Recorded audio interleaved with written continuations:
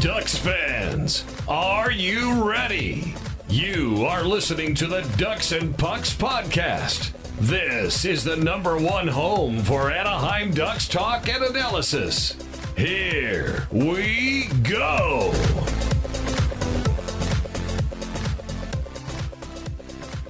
Welcome to the show. This is your host, Mike Walters, along my co-host, Eddie Richard. And, we've been gone for about a month, Eddie Richard. Not a lot happened in August, but it is September. Ducks have, playing some season games and whatnot. But we have plenty of news for you guys. We're going to talk about the training camp in which Eddie Richard went to. I went to the Getzlaff Shootout Golf Tournament. We both talked to some of the players, so we have some updates we'll talk about. We'll talk about injury news as well. Some jersey giveaways, and we'll talk about the Pacific Division. A couple teams in the division picked up some other key players, so we'll kind of update what we think is going to happen with the Ducks and how it's going to all unfold. But I guess we'll kind of start out with the training camp. Eddie, you went to day one. You talked to some of the players. You saw Eaves on the ice. You saw Kesler on the ice. Share some of your thoughts and what some of the players told you when you were there. Oh, yeah, of course. First, it's good to be back. It's been a while since you've been here. I have noticed one thing I want to point out before I start talking about the players. I did notice your personal Twitter has the M-Dub on it. I love it. It's awesome. And it got me thinking, I need a nickname because Eddie Richard sounds kind of boring, like a mixture of my name.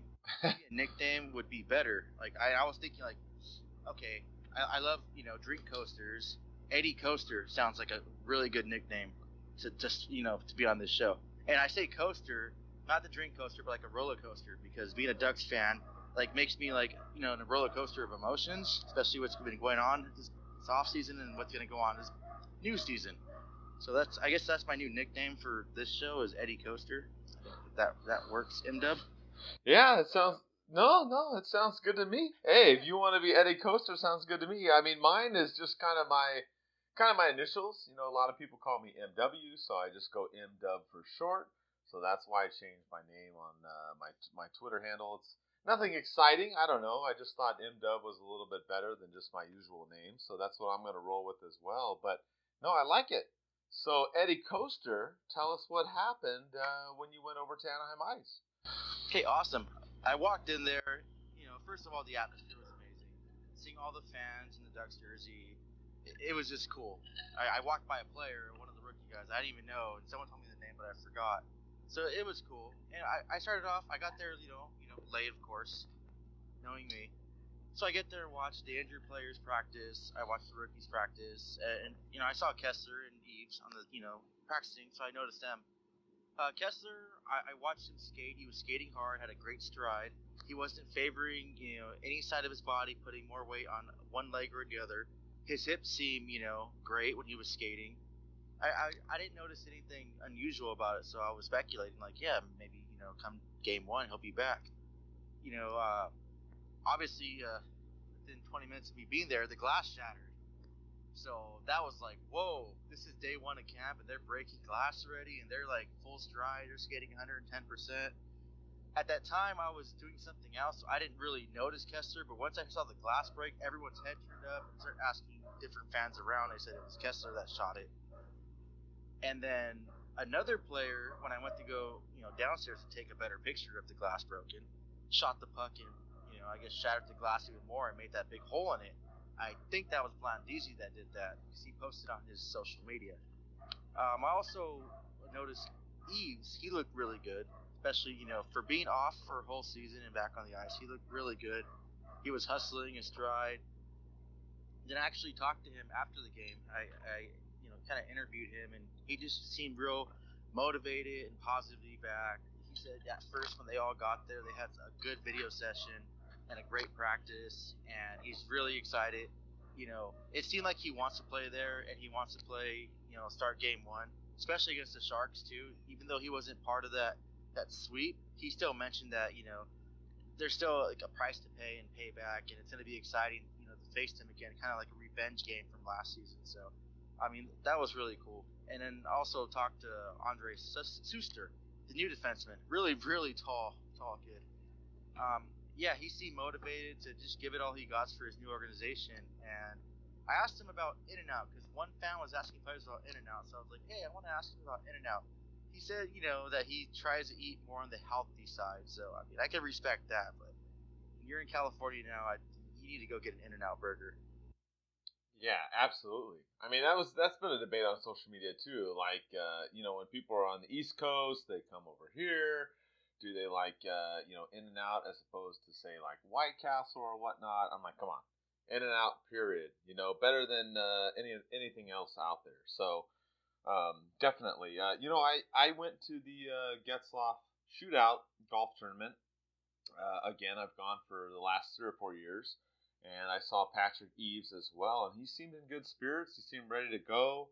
I know that the update was that he was going to play maybe sometime after the 5th game in the season, so it looks like he'll be ready to go sometime at that point.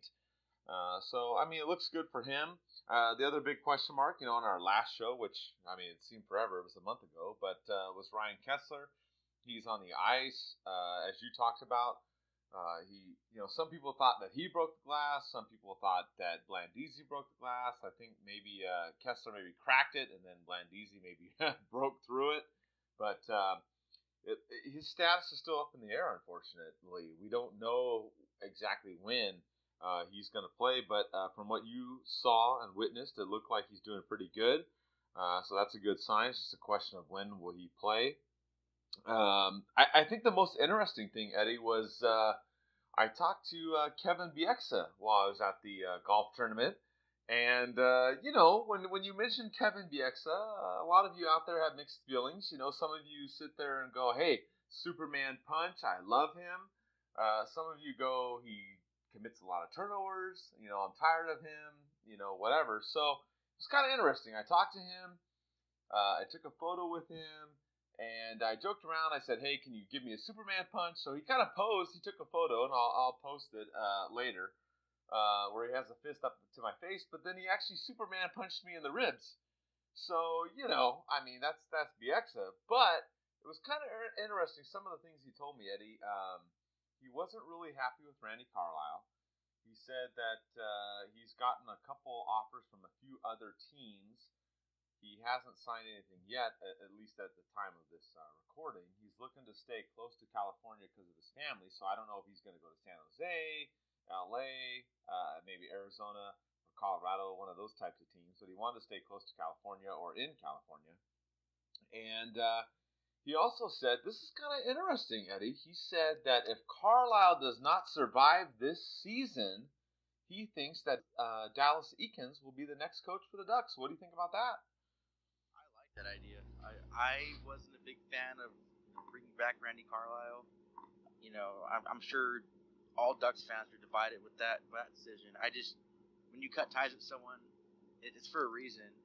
Obviously, it wasn't working, and bringing it back. I mean, maybe Randy Carlisle changed his style, changed his ways, but I mean, like the old saying goes, you can't teach an old dog new tricks. I mean, I wouldn't mind seeing Dallas Eakins come up. He's had success, with the young guys, and maybe a change in tempo and a change for everyone will be the best thing. I remember when Randy Carlisle first got fired, and I can't really remember the players, but there was players that had issues with him as well during the time when he was with the Ducks, and then now we have this that was said. So I personally think that a coaching change would only better the Ducks and push them for success. And I wasn't the biggest fan about bringing Carlisle back. Yeah, it's interesting. I mean, that's what Bieksa talked about. If you look at Eakins' record, he's been with the Gulls for 3 years. His record's 118, 71, 10, and 5. Not bad at all. 615 winning percentage. Like we said, they've been in the playoffs the last couple of the seasons. They haven't gone as far as they'd like, but I mean they've done decent. So it's something kind of to keep your eye on. With the way that the Ducks are going to go this season. We remember last season the Ducks had all these injuries, and guess what? Unfortunately, fans, the Ducks have a bunch more injuries going into this season. Obviously, we talked about Eaves. Eaves is supposed to come back probably in the second or third week of the season. Kessler's up in the air. But there's more injuries out there. We don't, with this team, it's kind of frustrating. But as far as this season goes, we learned that Corbinian Holzer is going to be out 4 to 5 months. He's got a wrist injury. We know that Max Jones in the development camp hurt his thumb. He's going to be out for a month. Kosla is going to be out till about November, maybe Thanksgiving, around there. He had hip surgery. Mahura had a concussion. He's probably out a week or two. But we've got all these things going on early on in the season already. And, the Ducks are trying to, I mean, the big thing, I think we talked about this on the last couple of shows, is that the slow starts, Eddie, and the Ducks are trying to avoid those. But it's kind of difficult. You've already got these injuries mounting before the season's even started. And, you want to avoid that, but it's going to be tough for this team. I mean, you want to get everybody healthy. Like you said, you're not going to have Eaves and Kesler right away. You've got these other guys that are kind of, dealing with surgeries or different injuries and whatnot. What do you kind of think about the Ducks season? I know there's been kind of mixed reactions. Some people are a little bit stressed out. Other people are still hopeful too. What's your take, as the season's right around the corner? I mean, poop happens. Not the word I actually want to say, but Yeah. I mean, these things happen. This is a professional hockey league. It's a hard-hitting game, and I mean, for you not to be injured, like players like Andrew Cogliano, that's rare. Never getting sick, never getting injured. I mean, like I said, he might be a vampire or something. We got to check into that. But it's time for everyone else to step up and not using this injury excuse as, a scapegoat. Like, oh, I like last season in her interviews, oh, we started off injuries. Okay, things happen. But it's time for every individual player to step up. Derek Grant stepped up last season. He did well. I mean, he's a bottom player, and he was given top-line minutes, and he kind of rose to the occasion. I mean, he played to his best of his ability, and he hung in there, and I respect him for that. I liked him for that. I wish him all the luck, but, I mean, we have a lot of young guns, too, that are ready to make that jump and that are hungry, and of course our veterans, too, like Corey Perry and our captain Getzloff, and everyone else around him has to step up. And we can't rely on Gibson like we did last season. Like, okay, we can just, we're all injured. We're missing this. We're missing that. Let's just, let's play without a beat, and hopefully Gibson stands on his head every game. It's not going to work that way. We have to just play a full, well-rounded hockey game, and everyone does their job and pitches in. If someone has to step up and be that Kesler or be that, that Eaves for, those few games, go ahead and do that. You have to do that. That's your role. And especially as a professional, you have to take that role. I think for the Ducks, everyone, including coaching staffs too, they have to adjust with the injuries and have to kind of figure out where to plug people in to their best of their ability, and not be afraid to throw people in there, throw those, those 18, 19, 20-year-olds in there and see what they can do as well. And we talked about this numerous times on various shows. I'm all about throwing someone in the water and see if they can swim, and you never know what you can get unless you put them in that position. And I think Derek Grant was a great example of that last season. Yeah, I agree with you 100%. I think, if you're looking at the Ducks this season and how they're going to advance and what they're going to do, I really think, that the players coming up are the ones that the Ducks are going to have to rely on. I mean, we've talked about, Bob Murray and what the Ducks have done, the trade deadline. We talked about, the offseason and free agency, and obviously a lot of people are not happy. The Ducks have not done, anything as far as making any kind of big moves or anything like that. That's kind of been the issue with a lot of people lately. When they look at the Ducks management, they're not happy, and I can't argue with them, Eddie. I mean, a lot of people aren't, satisfied with what's going on. So you go into the season, and as we talked about, you're looking at Eaves, Holzer, Max Jones, Kesler, Kosla, these players that are already injured. The Ducks haven't got anybody big.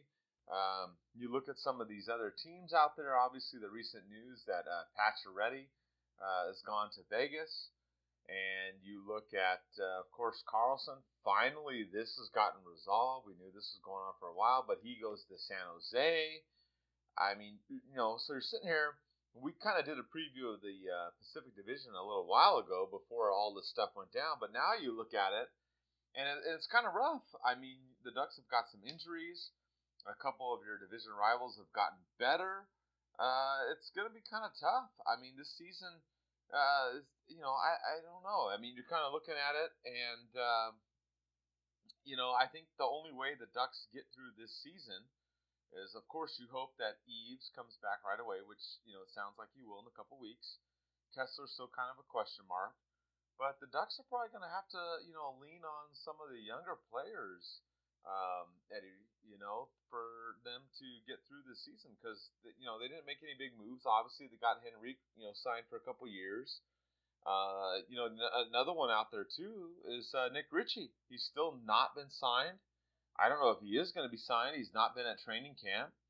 Another big question mark, too, Eddie. So what do you think about all that? I think Nick Ritchie is walking he's walking on thin ice right now. Him not re-signing and him, I have no idea what's going on with those contract extensions. I'm not over there in our GM's office, ear to the door. But I am looking what's going on around the news in the NHL. Sam Reinhart got he took a bridge deal. He's a little bit better player than Nick Ritchie, and he's $3.56 million. And I hope Richie's not holding off for that kind of money because he's not going to get that. We have Wood from New Jersey, his sophomore season, he ranks up 32 points, and he's still a restricted free agent. And if New Jersey can sign him for under 2 or whatever they sign him for, that's going to just drop the value for Nick Ritchie because he's a little bit better player than Nick Ritchie as far as the stats-wise last season and just overall his skating ability. And also we have our Anaheim Ducks rookies too. I mean, every game they play, every practice they participate in, I think it kind of deteriorates Nick Ritchie's value as well because why pay this person this much money when we have someone that's still on an entry level contract that may be able to produce more points, that may be to go that extra mile and be that that player that we want him to be. Nick Ritchie was taken the 10th overall. And he hasn't performed like it. Especially, usually players perform better their contract year. We've seen it with Matt Bolesky and numerous players around the league. But he hasn't made that jump. I want to point out Sam Steele, and I want to throw out some names. Marner, Draisaitl, McKinnon, Hall. They were all former Memorial Cup MVPs. I throw those names out because Sam Steele was the 2018 Memorial Cup MVP. Scoring 13 points, 2 goals, and 11 assists. I mean, like history's shown, if you have the ability to play and you're MVP of that, I mean, look at those names, and yes, all those names I mentioned, I'm sure, we hate those players when we play against them, but we'd love anyone of those players on our team. Draisaitl, McKinnon, Hall, I'd love them to be a Duck. That'd be awesome. So I think Sam still has the opportunity, especially with the injuries and Nick Ritchie not being re-signed, to make that jump. And who knows, maybe throwing him to the NHL this level, it might spark something in him, and he might be that that Draisaitl, that McKinnon, that Hall for us. And Nick Ritchie, he's just gonna be one of those players that he was. Repeated that twice because I wanted everyone to know. You don't want to be a has-been. So, What do you think about Nick Ritchie? So, I mean, in the 2016-17 season, he had 28 points, 14 goals, 14 assists. Last season, he had 27 points, 10 goals, and 17 assists. Do you think he's a bust for being a first-round pick? Or do you think the Ducks should, kind of give him some more time, try and get this deal signed? What's your take on Nick Ritchie? I hate to call players a bust right away. I mean, only 3 seasons, but the progression and what he was supposed to be isn't, going right there. When we first drafted him, he's supposed to be that big power forward, that Getzlaff, that Perry, playing on the top line. and he's been playing. He played on the top line before, but it just wasn't, really producing it, how he's supposed to be. His skating, he doesn't. He seems kind of lazy to me, watching him play these last 3 seasons, and I hate to see a player not take a full stride, especially when you're a rookie. Like 110%, anything less than that, and you're failing as a rookie.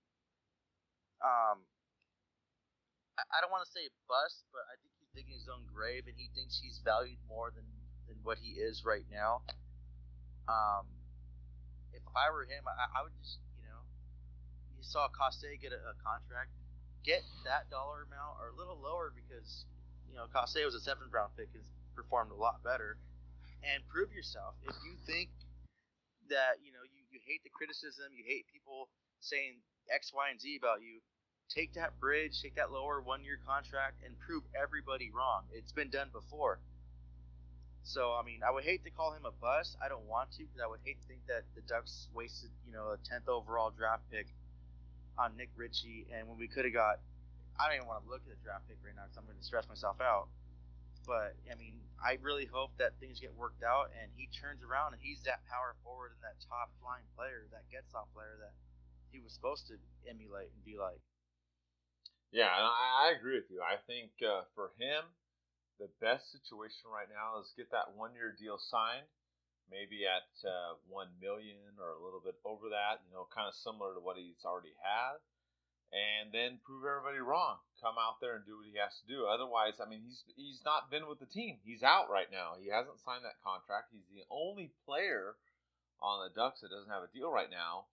And I agree with you. The longer that time goes by that he hasn't signed, it's not working in his favor. So, the Ducks may, with him out, may even have to turn to the youth even more, which is what we had Lisa. She asked us a question about that too. Hey, if he doesn't sign, then, who the Ducks look to. And there's a handful of players out there that the Ducks can look to. I think Kevin Waugh is one player that did pretty well last season. For being an undersized forward, he did pretty good. I think Sam Steele obviously is another one to look at. Jones is injured; he may not be ready for a month or two. So there's a couple of players there you can look at that may jump up into the system, do what they have to do. Troy Terry, obviously another one that has done great as well. I look at those three guys really as the future right now, Eddie, as far as if the Ducks need to plug some holes this season. Is there any other guys that you would look at in the minors or San Diego that maybe the Ducks are going to have to rely on to get through the season? Yeah, I'm going to pronounce his name wrong. I know I am. Mike, can you help me with it? Comtois? No, that's right. Maxim Comtois. Comtois. Okay, yeah, I'm gonna practice that later. Sorry, guys, but yeah, he looked pretty good during the rookie tournament in Vegas, and he looked good during camp. I mean, it's up in the air right now, too, for any rookie. Even those names that are not the most popular ones. We have the injuries. We have Nick Ritchie not being signed. And I think after getting swept by San Jose and I'm going to say failures because I think if you don't win the Cup in the postseason, it's failures continuously. I think the Ducks organization is probably within that realm of, you know what, the best player and the player that can significantly and improve our stats and our wins is going to play. So Sam Steele is my pick right now. Like he's my favorite, and I really hope he gets on the roster because I really think he's going to do some damage. And if I'm wrong, cool, whatever. But I just seen him play in the rookie tournament and seen him at practice. He looks really good, and I really want to see him. So just like I called last season too. I don't know if you guys remember, or if you remember, Mike. I told you last season when I watched Coste at practice, he's gonna have a career season. He looks good, and what happened? Knock on wood, he had a career season. I should have bought a lottery ticket. Yeah, I know. My whole Sam Steele, but like you said too, there's Troy Terry, Sherwood, I think his name is. He looked good in the tournament as well too. So it's just kind of open. Whoever can crack the opening night roster, and whoever can produce the most, you never know what can happen. You can plug in a player, just it could fit. He can have a hot streak, and he can make those assists. I mean, Sam still had 11 assists in that tournament. He knows how to dish the puck out. Maybe he can make other players around him better. Even some of the veteran players, maybe. Yeah, I think that's kind of the theme of the season for the Ducks. I really think that it's time for the younger players to step up and come in. I mean, we've seen everybody upset about Corey Perry and how he's not been scoring as many goals. Getzlaf's kept doing what he's doing. Kesler and Eaves have been kind of, out with their injuries and whatnot. So I think this next season for the Ducks, if they're really going to make a push, I think some of these younger players are going to get some opportunities. And I think the Sam Steeles, the Troy Terrys, Kevin Waz, and whatnot, even Koslow when he comes back, I think they're going to get some opportunities to come out and prove themselves and help this team. I think for the Ducks, in goal you've still got Gibson and Miller and net. I don't think that's going to be an issue. I know you talked about it earlier in the show. I don't think the Ducks want to lean on them too much, but I don't think that's going to be a concern. The Ducks are decent on defense, but I think the issue for this team is whether or not they're going to be able to sustain a forecheck and score. So I'm looking for other players to step up. I think Kassé was huge. Like you said, he came out of nowhere, being a later draft pick as opposed to Richie. So for this team to compete, I think it's going to be the youth. I mean, the things that you look at, it's going to be tough. I don't think this season's going to be easy for the Ducks. With Pacioretty coming over to the Knights and then Carlson coming over to San Jose, I think it's going to be tough, Eddie. We talked about a month ago about the Ducks and making the playoffs and whatnot, and we've had people even ask us, hey, do you think the Ducks will make the playoffs? I still think that they can have a winning season. I still think that they can make the playoffs. But I definitely think with some of those moves that some of the other teams made recently, it's definitely going to be more difficult this season. Yeah, and that goes and answers Stephen Chase's question when he asked on Facebook where the Ducks have a winning season this year. I mean, it's going to be tough. They have a lot of obstacles to overcome, and a lot of Pacific Division teams got better. But I have that faith, and I have that confidence in the team, and what I saw personally in practice from them, I think they will. They'll have that. I mean, don't expect a Pacific Division championship season. I mean, don't expect that. If we get in the playoffs, it's not going to be a top spot, but I have a feeling, or I have confidence that we will get in the playoffs and we'll make that push. I mean, it's as long as we just just play our game and play 110%. I mean, that's all you can do. We have the skill, we have the team to do it. We have the goaltending in both Gibson and Miller that are more than capable of defending the net. And yeah, everyone's freaking out about Carlson and Pacioretty. Yeah, the Golden Knights, they're gonna start off strong and they're gonna continue strong. I have no doubt about that. They have brought Paul Stastny in, and what's rumored to be he's going to be centering Pacioretty too. So just having them is going to make them even that much dangerous. And San Jose adding Erik Karlsson, I mean, it makes them that contender. Just adding a player of that caliber. But here's the thing: hockey's not basketball. And I mentioned this when I made my blog last week. You can't get too wrapped up on what's on paper because this is hockey, and hockey's a game that changes. It's night and day. You can be a cup contender one day, you can be in the bottom barrel the next day. Ottawa was that Cinderella team a couple seasons ago, going to the playoffs, and everyone had high hopes for them that next season. They traded for Matt Duchene. They beat the Avalanche in Sweden those 2 games, and then what happened? Boom, Titanic. They hit the iceberg, and they're down. And look at them now. So hockey changes. With Erik Karlsson, you have to see how he's going to play in the West. His only team he's known was the Senators and their play style. So how is he going to get his play style, transition it to the San Jose Sharks play style, and also emotionally too. If you guys watch the interview, the first minute of the interview, he was holding back tears, almost crying. He was upset. And I'm not making fun of him at all. Like I empathize with that. That was his home. That was the only place that he called home for professional hockey. a team that gave him that chance, that drafted him, and he was grateful for that. He didn't want to leave at all. So we had to play that factor in. How is his family going to transition himself to San Jose? And also, the other players around him, because hockey's about chemistry. You bring in a player, yeah, he's a great player, and if you pop in your NHL 19 now video game and you get the best players, your team's going to perform good, but this is real life. We don't know if he's going to click with the team. Yeah, everyone's happy, that caliber of player, but, I mean, he plays a certain game, offensive style, and so does Burns. And then you had Vlasic was arguably the number 2 defenseman in San Jose. Now he probably drops down the depth chart of number 3. How is he going to take to that? Is he going to perform well? Is that going to drop his game? Is he going to go from number 3 to number 6 defenseman now? Or is Burns going to have an off game because now Carlson's getting more defensive points? We don't know that. Hockey's so unpredictable that we have no idea what's going to happen with this. So let's not get caught up in the play and his rating on NHL 19. If you guys see that, whatever. Let's take it game by game and see how he performs, because they can add all these players but not perform well. It's happened before with teams that added superstar players. And like I've said again, this isn't basketball. Basketball, you can do that. If you don't believe me, go check the NBA Finals the last few seasons. You see the same teams over and over again. Hockey's a game. It takes you're the last player on your fourth line to the first player on your top line, and it takes those 3 players that are scratched too, because you never know what injuries are going to happen. So let's not get caught up on Carlson. That's what I'm going to say about that trade now.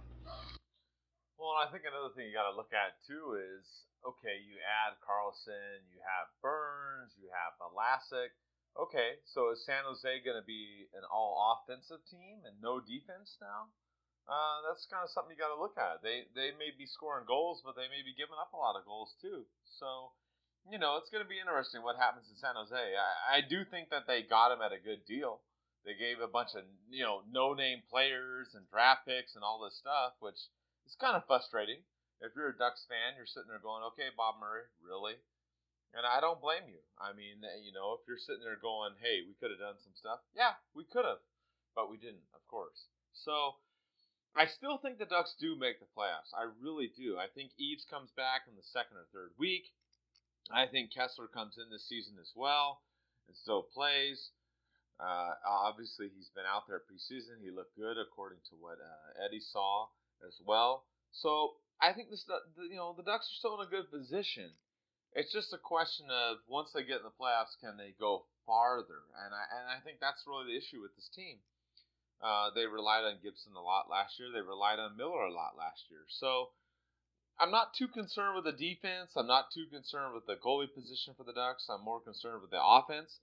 I think for this team, if they're going to do a whole lot, it depends on who's going to step up and who they're going to bring up, really, from the minor league teams. So if it's going to be Steele or Jones or Kosla or Waugh or Mahura, those kind of guys, that are going to come. Even they might bring up Jacob Larson as well on defense, to help out. That's what I'm kind of looking at for this team. It's going to be an interesting season. With the Ducks, it's I feel like every season is, going to be some kind of twist and turn, roller coaster up and down of emotion. I think the Ducks still have a good chance. Even though, with the whole thing of Pacioretty going to Vegas and Carlson going to San Jose, I think the Ducks can still do it. They're starting the preseason right now. They lost the first game to San Jose, but it's not a big deal. They're not having the whole lineup in there. And, preseason is kind of whatever. I don't really look at the preseason games and count them too much. So I think the Ducks have a good chance. Despite everything that's going on, whether or not they sign Richie, the injuries that are going on and whatnot, I think they can still finish in the top 3 in the Pacific Division. That's where I feel. Eddie, what do you think? Yeah, same here. I mean, you're gonna have to go around Vegas and San Jose, and the Kings. The Kings are another team that are kind of like up and down. A flip side, they're either going to go side A or B, good or not. I think it's going to come down to either. I personally think Vegas is going to take that number 1 spot again, maybe. So it's going to come down to the Sharks, Ducks, and Kings to fight for that second spot, that third spot. I mean, I don't see Edmonton being up there. Yeah, they made changes and they have, I guess Jesus, whatever you call him over there. Mick Jesus. Yeah. You're only as strong as your weakest link, so I don't know. It's gonna be interesting, and I'm not gonna flip out if the Ducks don't start off strong because we haven't started off strong in a while. All I care about is they finish in the playoffs. I don't even care if they get wild. They can get the very last game and win the wild card spot. Like, I'll take that. Yeah, I'll be stressed out, and I'll probably, my alcohol intake will probably increase at that time. But as long as they get in the playoffs and they just play the playoffs that they're supposed to, and catch that fire. But I have no doubt in my mind they'll make the playoffs. But top three, it's going to be a battle. I'll say that it's really going to be a battle. So, I mean, I have faith in my team. But like I told you guys before, it's hockey. It's unpredictable. You can have the Sharks and the Leafs and the Knights be out of the playoffs and have teams like Arizona and Ottawa just making the playoffs out of nowhere. You never know what happens. I mean, it's hockey. I think that's the thing, that makes people excited too, is that you never know. Injuries and all that other stuff can happen. I still look at the Ducks season. I think that they can do it. I think that the big question mark is really for me is the offense. I'm not too stressed out about the defense. You've got Fowler, you've got Lindholm, you've got Manson. I think the Ducks are going to be good on defense. I just really am concerned about the offense, and it really depends on if Eaves is going to play, is Kesler going to play, which young guys are going to step up, who's going to make that move to help this team out. But it's definitely going to be an exciting season. There's a lot of stuff going on this season. Obviously, we got the new jersey that's going on, Eddie. We actually gave away the new jersey a couple times. We had one contest on Ducks and Pucks, which Mike McDonald won, and then we had one on the Puck Network, which Nathan Johnston, he won that one. We were giving away jerseys for any team, the alternate jersey, and he picked that one. So I think it's going to be exciting that the Ducks will have that. We'll have the Korea jersey retirement.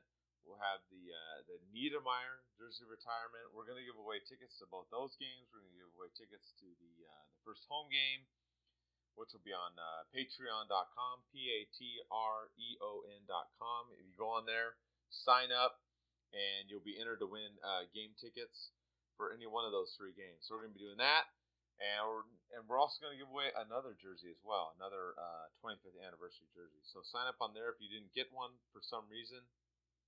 And I look at this season and I really think, Eddie, the big thing for the Ducks is youth. Who's going to step up and who's going to take over for this team? That's really going to be the key. And I'm looking for the Ducks to look at Troy Terry, Sam Steele, Max Jones, Kevin Waugh, Jacob Larson. I'm looking at these players and I'm thinking for the Ducks that there's going to be a lot of youth to come up. And I really think that that's what's going to happen for this team. If they're going to make that push, they're going to rely on those guys, and they're the ones that are going to, help this team get through the playoffs. I think they can still make the playoffs. It's going to be tough, obviously, like we talked about. I think, LA, San Jose, Vegas are probably going to be the other ones up there. But I think the Ducks make the top three or they make the wild card. And, I think it's going to be an exciting season, but I think they're still going to be in the postseason. Oh yeah, same here. I have no doubt. And I mean, if they're not, knock on wood, it's a big surprise to me. But I'm looking forward. I'm not looking forward to the postseason quite yet because I just want to just take in game one and go from there. Because I've been lonely this summer, not having hockey. I've been really depressed, and I had to see a doctor. I guess I have a disease of that fear of missing hockey, whatever it's called. So I've been diagnosed with that. But hockey's coming back, so I'll be cool again. But yeah, I have no doubt in my mind Ducks make the playoffs. Just how far are they going to go this time? And like I said, I want to see them go all the way, and that's my mentality coming into this season. I mean, it might be blinded by me being a fan, but that's where I stand on that. So. And recently there's been some updates too with the team. If you didn't hear, they had that 25 hours of hockey. They did that at the Honda Center They also are doing an upgrade. They're putting in new seats to the Honda Center. If you didn't see that, a lot of the seats are getting replaced with black seats. So if fans don't show up for some reason and it's black, I think Carrie Underwood might not be able to talk any trash on us because she won't notice. I don't know. She likes to rag on the Ducks, but hey, what do I know? But hey, if there's black seats and we're all wearing black because the 25th anniversary jersey, or maybe just wearing the black home jerseys, she can't talk any trash on us. So there's some upgrades going on at the Honda Center. But if you made the 25 hours of hockey, good for you. The seats, like we said, we posted a photo. They're getting upgraded. They're planning to do all of the seats. Hopefully they'll be ready at the beginning of the season, but they're doing them right now as well. And the Ducks are doing some upgrades around the stadium and whatnot. They've got the Wild Wing statue out there, and they've also got some names written on there of people that have donated and whatnot to the Ducks. So make sure you check that out. Like we said, we've given away some of the 25th anniversary jerseys. We're going to give away another one. If you sign up on the patreon.com website, we're going to give away tickets throughout the year. Obviously, the big three games, the home opener against Detroit, the 25th anniversary, the jersey retirements for Korea and Niedermeyer as well. So check those out. I'm actually going to be in Vegas, Eddie, for the Knights home opener against the Flyers. So I'm going to check that out. And, of course, I'll be at the Ducks home opener. So that'll be kind of interesting. I actually got some time off from my real job, amazingly, for a couple weeks. So I'm going to be doing some of that. But, I'm still excited for the season, Eddie. I mean, there's a lot of stuff going on. A lot of question marks with this team. But I think if you're a Ducks fan, you should still be excited. There's a lot of youth in the pipeline. I think there's a good chance that some of these players come up and step up. We saw Casse do it last year. Waugh had some spurts of greatness in there too. And I think, even with what's going on with some of the other teams, yeah, Murray didn't make some big moves and whatnot, whatever. But, I still look for this team. I still think they're playoff bound, and I still think they have a good chance this season. Yeah, same here. And I wish you, a great vacation. Have fun in Vegas. If you can, if you're a gambling man, do you gamble, Mike? A little bit. A little bit. Yeah, a little bit. Okay, well, two things. First of all, put $93 on black. And also, talking about Patreon, I was just thinking right now, I had like a moment in my mind. We have 8 people that subscribe to it and that donate, so thank you. Working social media, doing podcast writing, it's a lot of hard work. Um, I'm Mike's co-host, and I do a lot of managing on social media, so it's a rough job. And when I have ideas, I tend to, whatever I'm doing, pulling over to the side of the road, jotting them down, waking up middle of the night, writing them down. So it just, it's a way to make this show better and to have more giveaways. So what I'm going to propose right now, since Mike's going to Vegas and we're talking about gambling, I'm going to make you guys a bet. If we can get 93 people to donate to Patreon, and it starts off at $1, and you can read when you go on it and check. But if you guys, if we get 93 people to sign up, if 93 people give $1, that's cool. By first home game of the Ducks, if we have 93 people, I will show up to my stats class or science class in my full ice hockey gear with a Ducks jersey in class, and I will record it periodically in class so you guys can see it. I might live it and just you can watch me taking notes in full gear. But if 93 people sign up for Patreon on Ducks and Pucks, by first home game of the Ducks, I will show up to my college class in full ice hockey gear with a Ducks jersey. So how does that bet sound, Mike? That sounds pretty good. There's still a couple weeks to go, so everyone can do it. And like I said, if you donate just $1, you have a chance to win game tickets, like we said, to the home opener, the Korea retirement jersey, Niedermeyer retirement jersey game as well, and probably some other games too. We'll be giving away a lot of stuff this season. We've already given away a couple jerseys. We'll be doing some more. We'll also have watch parties this season as well, like we've had for the last couple years. We'll be at El Ranchito in Orange. We'll be giving away stuff there too. Also, check out tpnhockey.com. We've got some sales going on, some T-shirts and whatnot too. So look for that. Eddie and I will be back pretty much when the season starts. We'll be doing shows every week. Obviously, August has been kind of mellow, not a lot going on, but we'll be doing some updates and whatnot, and we'll keep on rolling. Hey, Mike, one more thing. I do want to give a shout out to Joe Chavez. I don't know if you guys follow him on Facebook, Twitter, Instagram, but he was battling cancer, and he just finished his last treatment of chemotherapy. And then 24 hours later, he's over there at the Ducks playing on his sledge hockey team. So I just want to give a big shout out to him. He held it strong. He stood up against cancer. He fought it. He's been an inspiration and a hero, especially for me, because I lost a lot of family members and friends from cancer, and I'm pretty sure a lot of us can relate to that. So in his honor, what I want to do is, last season I donated $2 for every point Cogliano scored to the animal shelter in Orange County.